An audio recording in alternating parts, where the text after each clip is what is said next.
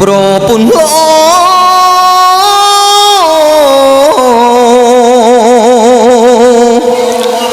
មិនចេះថាឆ្លួងវិញ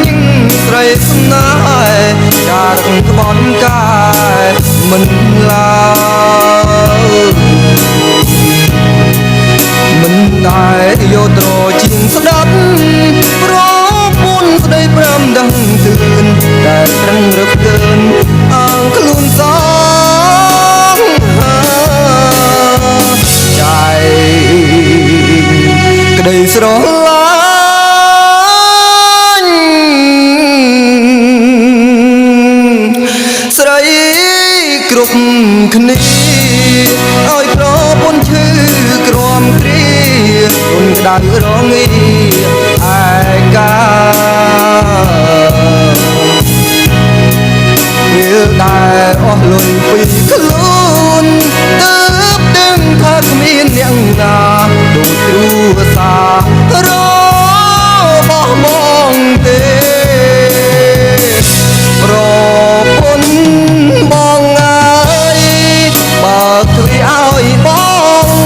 សុំចូលទៀតផងនឹកណាស់មាសមេប្តីម្នាក់នេះដឹងខ្លួនខុសសុំអូនលើកទុំបានទេបងសុំកែខ្លួនសាជា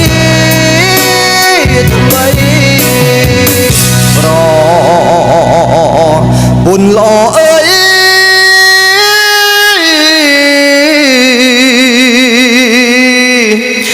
ប្រពន្ធបងលើកលែងទោសឲ្យបងម្ដងបងចង់តបស្នងសងទឹកភ្នែកស្រីបងស្បត់អកសៃសង្ខាបើក្បន់ជីវ៉ាមានថ្មីសុំប្រណីបងផងណា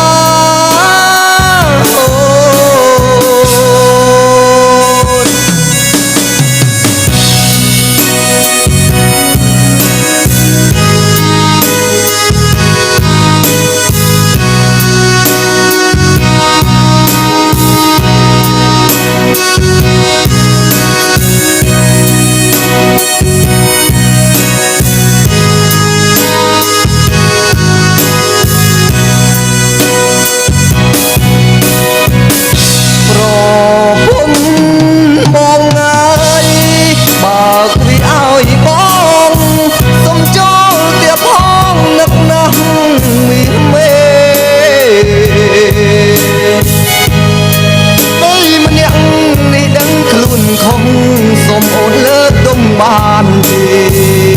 បងសុំកែខ្លួនសាជាថ្មីប្រពន្ធល្អអើយ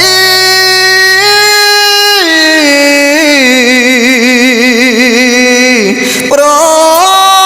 ពន្ធបងលើកលែងទោសឲ្យបងម្ដងបងចង់តបស្នងសងទឹកភ្នែកស្រីបងស្បត់អកសៃសង្ខាបែបក្បន់ជីវ៉ាមានថ្មីសុំប្រណីបងផង